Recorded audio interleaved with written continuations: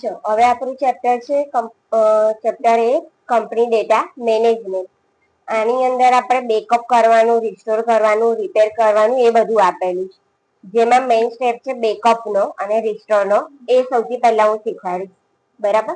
બાકી એક માઇગ્રેશન છે અને રિપેર છે, એમાં તો બહુ આપણને ખાસ નહીં મળે જોવાનું, પણ બેકઅપ મેન ઓપ્શન. હવે બેકઅપ એટલે કે શું? તો આપણી પાસે અહીંયા આપણો જે ડેટા છે, આપણે મહિનાનું કામ કર્યું, 2 મહિનાનું કર્યું, વર્ષનું કર્યું, 6 વર્ષનું કર્યું, બરાબર. લાઈફ ટાઈમ સુધી આપણું કામ ચાલુ જ છે.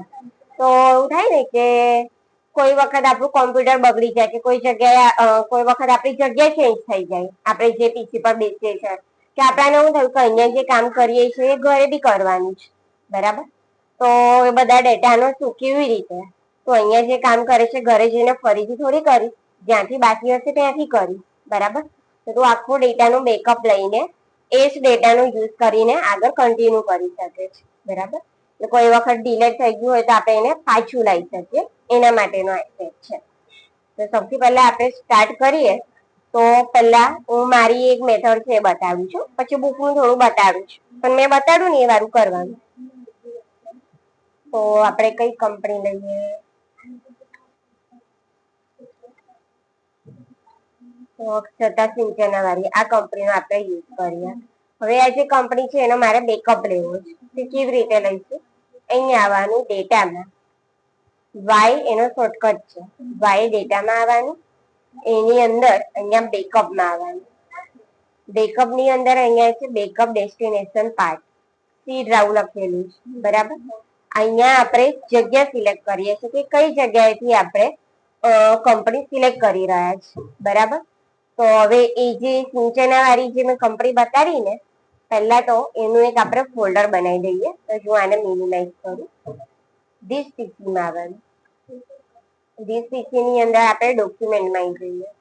ડોક્યુમેન્ટની અંદર અહીંયા સાઈડમાં કર્સર લઈ જવાનું, રાઈટ ક્લિક કરવાનું, ન્યૂ, અને ન્યૂ ની અંદર ફોલ્ડર, બરાબર. તેમાં હું નામ લખી દઉં સિંચના.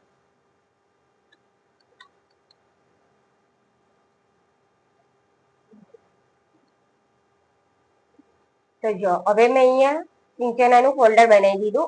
અહીંયા આપણે બેકઅપ લાવીશું, એટલે આપણને ખબર પડે કે આની અંદર આપણી સિંચનાની જે કંપની છે એની ફાઇલ અહીંયા છે, બાકી શોધ ના કરવી પડે. હવે આવી જઈએ ટેલીમાં. તો ફરીથી અહીંયા ડેટાની અંદર બેકઅપ, બેકઅપની અંદર સી ડ્રાઈવ, સી ડ્રાઈવમાં અહીંયા ઉપર મળી જશે select from drive. Select from drive પર ક્લિક કરવાનું. જો ક્લિક કરીશું ને તો અહીંયા ડોક્યુમેન્ટ મળશે.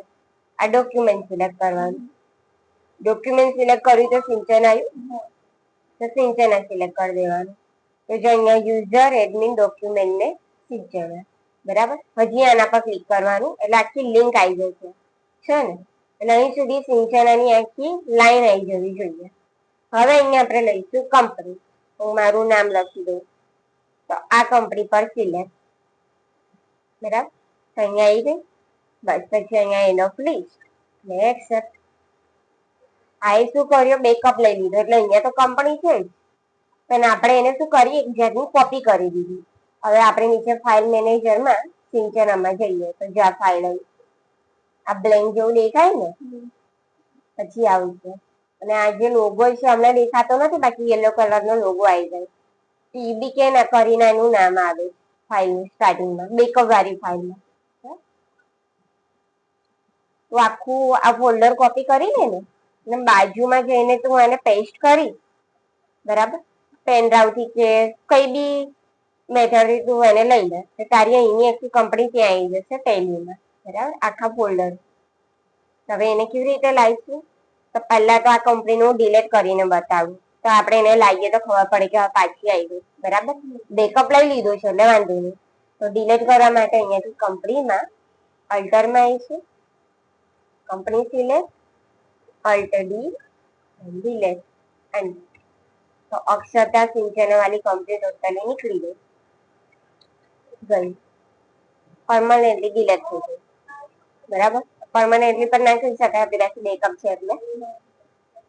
હવે એને મારે પાછી લાવી છે. મને એવું થયું કે બાય મિસ્ટેક ડિલીટ થઈ ગઈ, કે પછી અમે અમુક વખત બધી જ કંપની ઉડાઈ દઈએ, તમારી કંપની એમાંથી નીકળી જાય, પણ તમે બેકઅપ લીધેલો છે તો આપણે એને પાછી લાવીએ. કેવી રીતે?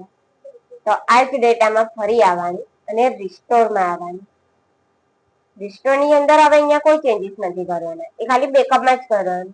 બરાબર? રિસ્ટોરમાં ખાલી અહીંયા કંપનીનું નામ સિલેક્ટ કરવાનું. તો કેવી રીતે? તો ફરીથી અહીંયા આવી જવાનું સિલેક્ટ ફ્રોમ ડ્રાઈવમાં. ડ્રાઈવની અંદર ડોક્યુમેન્ટ, અને ડોક્યુમેન્ટની અંદર સિંચનાનું ફોલ્ડર. તેમાં આવી ગઈ આપણી કંપની. આખા કંપનીનું નામ જ બતાવશે એટલે આપણને ખબર પડી જશે કે આ છે.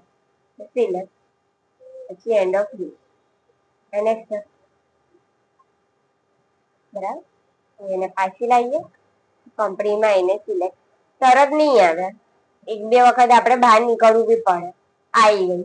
પણ જો એવું લાગે ને કે નથી આવી તો શું કરવાનું? આવી રીતે એસ્કેપ નો યુઝ કરવાનું, નો કરી દેવાનું, ફરી એસ્કેપ કરવાનું, નો કરી દેવાનું, ત્યાં સુધી આવી જશે. બે ત્રણ વખત આવું કરીશું ને એટલે પછી દેખાઈ જશે. અમુકમાં ડાયરેક્ટ દેખાઈ જશે, અમુકમાં નહીં દેખાશે. કંપની આવી ગઈ. બરાબર? જેવી ગઈ એવી પાછી. એવું લાગે ને તો બેલેન્સ શીટમાં જઈને જોઈ લેવાનું કે ટોટલ બેલેન્સ કેટલું છે, એક બેકઅપ લેતા પહેલા ને એક રિસ્ટોર કર્યા પછી, એટલે આપણને ખબર પડે કે બધું કમ્પ્લીટ આવી ગયું. બરાબર? એટલે આ હતું બેકઅપ એન્ડ રિસ્ટોર. હવે બીજું બુકમાં કેવું આપ્યું છે? તો જો આ જે કંપની છે ને, પહેલા તો આપણે એનો કોડ જોઈએ. તો છે 193. બરાબર? પાછળના 3 પોઈન્ટ જોઈએ. 193. તો ખબર છે સ્ટાર્ટિંગમાં આપણે કંપની ક્રિએટ કરી હતી તો મેં બતાડ્યું હતું કે આ કઈ ડ્રાઈવ છે, પહેલી પ્રાઇમ ને ડેટા, આ વાળું સમજાયું હતું. તો આનો યુઝ શેના માટે થાય છે કે ઓટોમેટિક બધા ડેટા સેવ કરે. આનું તો આપણે બેકઅપ લીધું, પણ બેકઅપ ના લીધું હોય તો બી ઓટોમેટિક કોઈને કોઈ જગ્યાએ સેવ થતું જ હોય છે. બરાબર? તો આપણને નામથી ના જોવા મળે એનો બેકઅપ, એટલે આ કોડ યાદ રાખવાનો. કયો હતો? 190. આ યાદ રાખજો. એ તને કઈ મળશે? તો અહીંયા આવવાનું, ડીસીસી ની અંદર સી ડ્રાઈવમાં. સરસ.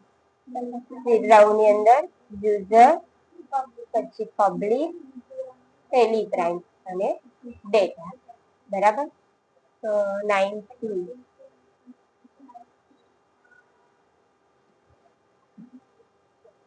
આ જ છે ને? 1009 100,193.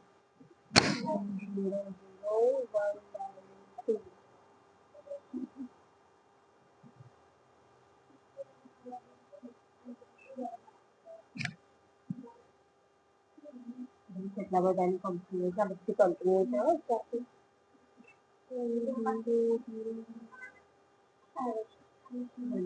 હા, બરાબર. તો આખું ડેટા જ છે આપણા તે કંપનીના સિંચનાવાળી. તો તું ડાયરેક્ટ અહીંયા જ આને કોપી કરી શકે. તારે રાઈટ ક્લિક કરવાનું, કોપી કરી દેવાનું. બરાબર? આખું ફોલ્ડર જ. પછી તારું જે ફોલ્ડર વગેરે તે બનાવ્યું છે એમાં જઈને તારે પેસ્ટ કરી દેવાનું. તો ફોર એક્ઝામ્પલ ડોક્યુમેન્ટમાં આપણે બનાવીશું, ડોક્યુમેન્ટની અંદર સિંચના. અહીંયા હું આને પેસ્ટ કરી દઈશ, આખું ફોલ્ડર આવી ગયું મારું, એટલે કે કંપની આવી ગઈ. તો ત્યાં આપણે જઈને ઓપન કરીશું ને તો સિંચના લખીને આવશે. અહીંયા આપણને કોડ બતાવશે. બરાબર? આવું છે. ઇવન તો અહીંયા બી પેસ્ટ કરી શકે છે. એવું નહીં કે તારે ફોલ્ડર બનાવવું જ પડે, પણ ફોલ્ડર એના માટે બનાવીએ કે આપણને ડાયરેક્ટ મળી જાય. નામ લખેલું હોય કે આ સિંચના લખેલું છે તો આપણને ડાયરેક્ટ મળી જાય કે આપણો કોડ છે. બરાબર? બાકી આવી રીતે પણ તું કોપી તો કરી જ શકે. એટલે અહીંયા તો ડાયરેક્ટ જ સ્ટોર થાય, પણ આ અમુકને ના બી ખબર હોય. આવી રીતે કેવું, તારી જેમ આખા દિવસના કેટલા સ્ટુડન્ટો બેસતા હોય તો તે અલગ જ જગ્યા બનાવી દીધી તારી, એટલે તું ડાયરેક્ટ ત્યાંથી બેકઅપ લઈશ. આવી રીતે શોધવા થોડી બેસી. બરાબર? એટલે આપણાને ફોલ્ડર વાળું વધારે સારું લાગે. બુકમાં આપેલું છે એટલે આમાં બધા થોડા કન્ફ્યુઝ થઈ જાય. એટલે પહેલી મેથડ કરજો. હવે બીજું આપેલું છે રિપેરનું, એ ડેટાની અંદર જ મળી જશે. રિપેર, આ રિપેર નો યુઝ ક્યારે થાય કે આપણો કોઈ ડેટા ક્રેક થઈ ગયો હોય.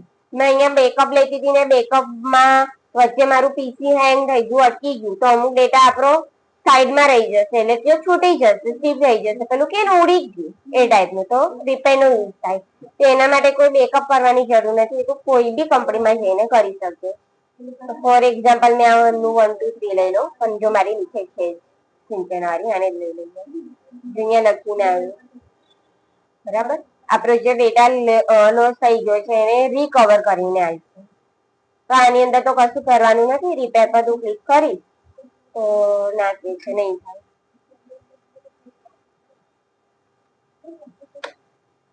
ડેસ્ટિનેશન પાર્ટ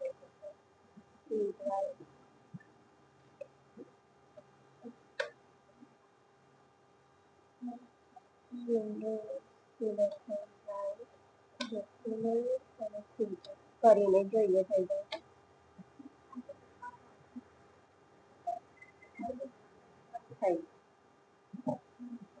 ઓકે છે કે તમે બેકઅપ લીધેલું જ છે એમાં, તો આમ જ કરવું છે એમ. તો આવી રીતે ખાલી રિપેર થઈ જશે. હવે આપણી પાસે તો કશું છૂટ્યું નહીં એટલે આપણને ખબર નહીં પડે, પણ એવું કઈ હોય તો આપણને આઈડિયા આવે. તો આમાં તો કઈ છે નહીં, બીજું વાત છે. અને બીજું એક આવે છે છેલ્લું, માઇગ્રેશન. એ બી ડેટામાં જ મળી જશે. માઇગ્રેટ વાળું, સોરી માઇગ્રેશન નહીં, માઇગ્રેટ માઇગ્રેટ વાળો જે ઓપ્શન છે એ આપણો વર્ક નહીં કરે, એના માટે આપણું જૂનું વર્ઝન માંગી દે છે, ટેલી ERP9. જ્યારે અપડેટ થયું હતું ને ટેલી પ્રાઇમ, ત્યારે આ ચાલતું હતું. ટેલી ERP9 ના ડેટા મારે ટેલી પ્રાઇમમાં નાખવા છે, કન્વર્ટ કરી દેવા છે, તો માઇગ્રેટ નો યુઝ થતો હતો, બરાબર. એટલે આ તો આપણું નહીં થાય. એનાથી શું થાય, એ કંપની જે ટેલી ERP9 ઓપન કરી ને તેમાં બી આવું બધું દેખાતું હોય, પણ એક જગ્યાએથી બીજે મૂવ કર્યું એમ, કે આપણી પાસે આપણા મોબાઈલમાં નહીં અમુક ફોલ્ડરો બની જાય છે, વોટ્સએપના, ઇન્સ્ટાના, ડાઉનલોડના, ડોક્યુમેન્ટમાંથી તારે ડાઉનલોડમાં કોઈ ફાઇલ લઈ જવી છે તો તું કોપી પેસ્ટ કરે, અધરવાઇઝ તું એમાં જોઈશ ને તો મૂવ લખીને આવે, એ શું કરશે, અહીંથી હટાઈને બીજે મૂકી દેશે. તો ઓલમોસ્ટ એના જેવું છે, ત્યાંથી બધા ડેટા હટાઈને પ્રાઇમમાં લઈ આવશે, એટલે આપણું માઇગ્રેટ બી નહીં થાય. એટલે આની અંદર મેન બેકઅપ અને રિસ્ટોરની અમે પ્રેક્ટિસ આપીએ. બેકઅપ આવડતું હોય ને બહુ સારું, કોઈ જગ્યાએ ઇન્ટરવ્યુ આપણે આપીએ ને આપણને પૂછે ને તો એ આમે ઇફેક્ટ પડે એમ કે હા ચલો બેકઅપ રિસ્ટોર વાળું બી આવડે કે સારું કહેવાય. બાકી એનું નોલેજ બહુ ઓછું હોય બધાને. બેન્કિંગ નું છે, પછી આ બેકઅપ રિસ્ટોર વાળું છે, પાસવર્ડ વાળું છે, એ બધું થોડું યુનિક કહેવાય. ટેલી આપણે આગળ જે શીખ્યા વાઉચરમાં એન્ટ્રી ને બધું તો આવે જ છે, પણ આ બધું થોડું આપણા ટોપિકની બહારનું કહેવાય, એટલે આવડતું હોય તો બહુ સારું કહેવાય. બસ આટલું કરજે બંધ.